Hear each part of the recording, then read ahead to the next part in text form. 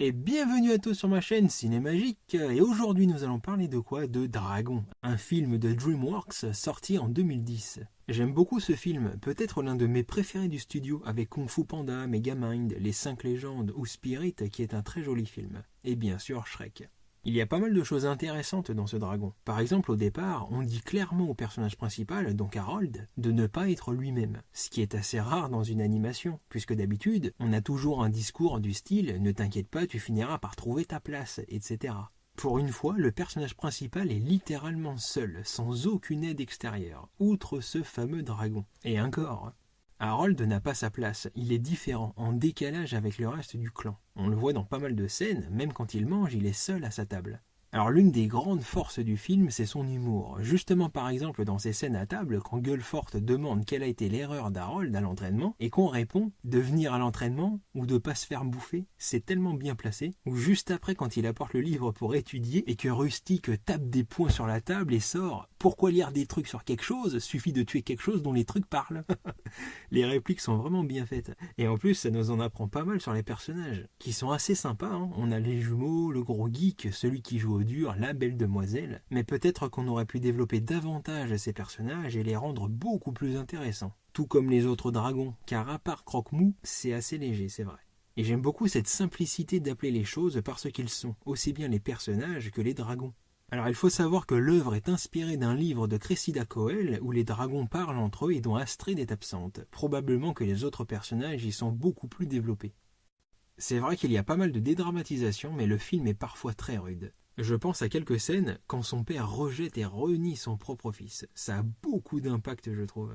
Ou juste avant quand il capture Croque-Mou, c'est assez terrible. Alors quelque part on reste soft, car évidemment faut que ça se finisse bien. Mais imaginez dans un tout autre contexte, Croque-Mou aurait pu être tué immédiatement. Et si ça avait été le cas, on aurait pu entrer dans un tout autre genre de film. Puisque la haine aurait été engendrée et Harold aurait été dévasté. Devenant le leader d'une rébellion contre son propre village, levant une armée de dragons pour venir les exterminer tous. Bon, je m'égare un peu, mais parfois on peut pousser une idée à l'extrême pour voir les schémas narratifs possibles. Mais ce que je viens de dire prend un peu plus de sens dans le numéro 2. Ici, père et fils ont un problème de communication, et son père ne l'écoute pas, ne le comprend pas. Et comme on le sait, celui qui est différent a forcément tort. Il dérange les règles établies qui ne doivent surtout pas être changées. Ça, c'est l'être humain, il aime bien rester attaché à son trône. Il y a tout ce jeu sur le fait d'écouter mais ne pas entendre ce que l'autre dit, cherchant à imposer sa façon d'être sans prendre en compte l'autre. Des anciennes valeurs qui voient le danger dans ce qui est différent, et que pour survivre, il faut détruire. À noter aussi que le but des personnages, c'est quand même de tuer, ce qui reste assez rare quand même. Bon, on dira que les Vikings sont assez simples et primaires, ils sont de l'ancien temps. La relation entre père et fils est vachement bien faite, et elle est beaucoup plus subtile qu'elle n'y paraît, surtout quand on pense au second opus. Alors leur apparence peut sembler cliché, le gros costaud, simple et musclé, face au maigrichon très intelligent. Mais l'idée est là. Harold est ce personnage qui réfléchit, étudie et pose les choses, ce qui lui permet d'être plus malin et d'atteindre la furie nocturne. On retrouve un peu le même concept chez Marvel avec Thor et Loki, mais de façon inversée. Loki possède l'intelligence et le savoir-faire qui lui permet d'être plus technique et stratégique, le rendant plus efficace que Thor. Mais bien sûr, lui l'utilise à de mauvaises fins.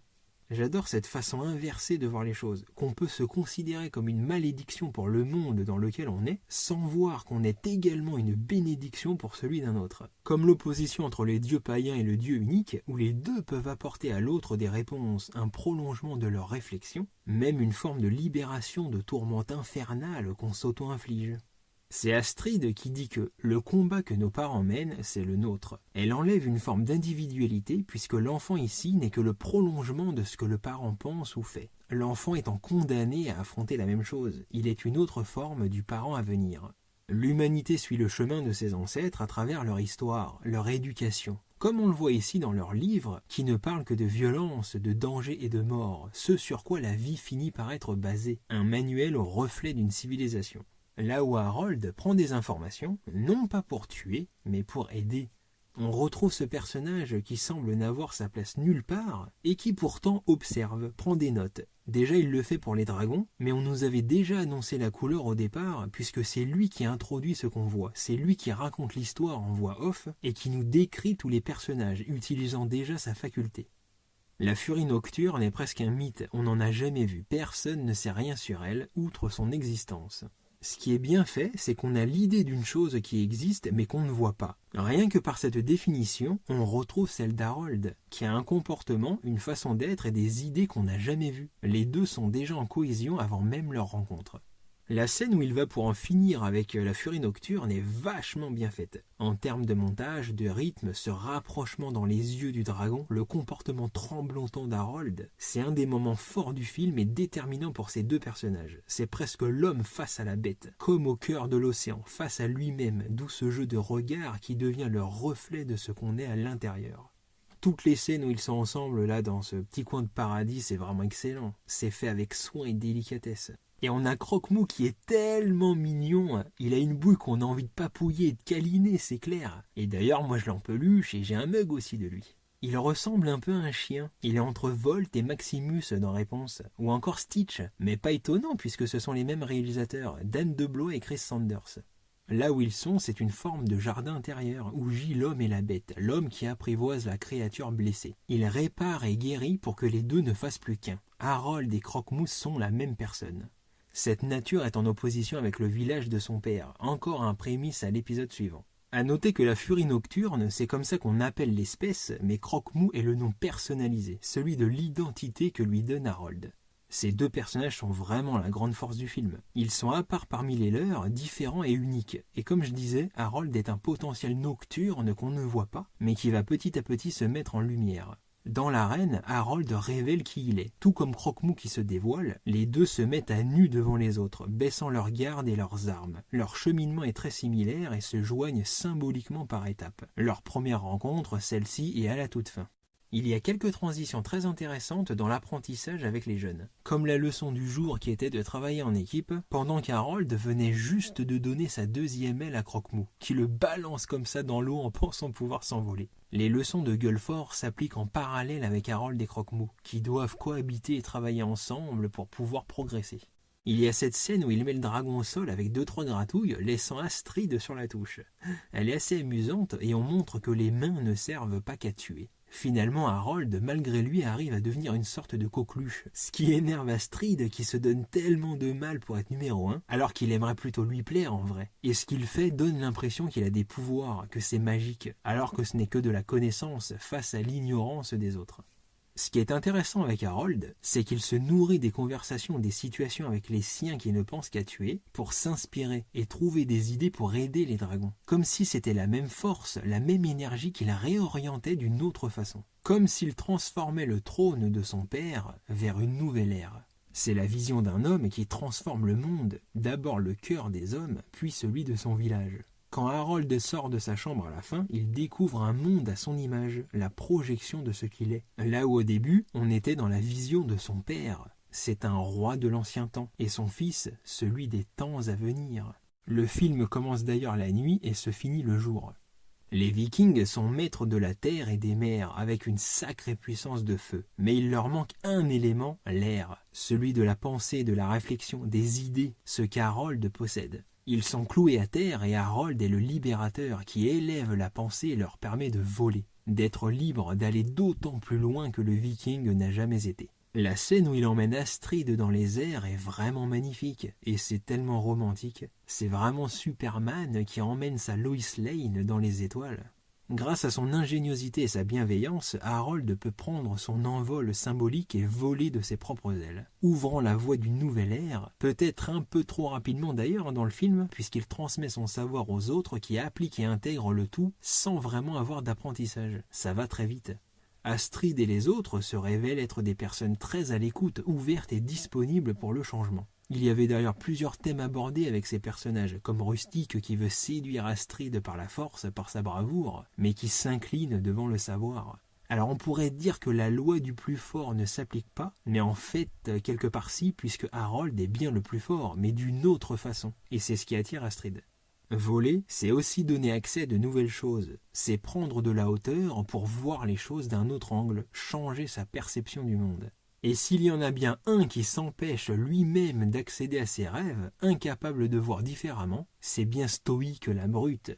comme son nom le dit, stoïque, un mur inébranlable et enraciné sur ses positions, têtu et borné, cloué au sol dans sa propre colère, sa propre guerre. Son mal-être prend encore une fois un tout autre sens dans le second opus, qui enrichit vraiment le personnage, ainsi que la relation avec son fils qu'on perçoit dans ce premier film. Ce qu'il déclenche à la fin face au dragon qui sort des entrailles de la terre est énorme. J'adore cette créature, cette reine tellement terrestre et charnelle, lente et massive, et pourtant qui arrive à décoller, déployer ses ailes pour s'envoler. C'est une scène assez forte dans le langage des corps. Super impressionnant ce dragon. D'ailleurs, il est aussi stoïque que stoïque lui-même, tueur et destructeur. En fait, comme Harold avec Croque-Mou, il se retrouve en face de lui-même, face à la reine qui est le reflet de ce qu'il est, son propre cœur de l'océan. Il récolte ce qu'il a semé. C'est lorsqu'il plonge dans l'eau pour aider Croque-Mou que le personnage évolue, se confrontant à sa plus grande peur, le dragon, et il le libère de ses chaînes, se libérant lui-même de son emprise, en acceptant l'incontrôlable. Une phrase de gueule forte qui est pas mal, c'est qu'on ne peut pas enfermer les gens ou les enfants, seulement les préparer. Et il y a cette scène super jolie où le père regarde le fils prendre son envol. Et qu'ensuite tout le monde est immobile, regardant le combat des dieux à travers les nuages, ne voyant que des formes, des ombres et jets de lumière. Croque-Mou à son tour sauve Harold, comme lui-même l'avait fait, tout en se blessant. La boucle est bouclée dans l'apprentissage, d'où le titre « How to Train Your Dragon » ou comment on apprivoise son propre monstre, sa propre créature intérieure. Et ce que disait Astrid, qu'on mène le combat de nos parents, ici prend un tout autre sens, puisqu'ils arrivent du ciel, comme des anges, étudiant la créature pour trouver une méthode pour la vaincre avec l'esprit, et non la brutalité primaire. Ils élèvent le combat vers une autre dimension. En fait, les enfants ne viennent pas prolonger le combat de leurs parents, mais ils viennent les sauver d'eux-mêmes, de leur façon de voir les choses. Ils affrontent les démons de leur père pour les guérir, s'affranchir du passé et s'élever vers le futur, devenant l'héritage d'une nouvelle génération. Voilà, je pense qu'on va s'arrêter là. Pour résumer, Dragon est un grand film d'animation véhiculant des bonnes valeurs et d'une grande maîtrise technique, jonglant habilement entre l'humour, l'épique et le tragique. Les décors et les paysages sont magnifiques, avec des variations de couleurs proches du réel. Le rythme du film est d'enfer, on est accroché du début à la fin, et les musiques de John Powell, grand habitué des animations, sont excellentes. Continuez à voir des films, quant à moi je vous dis à bientôt et que la magie soit avec vous.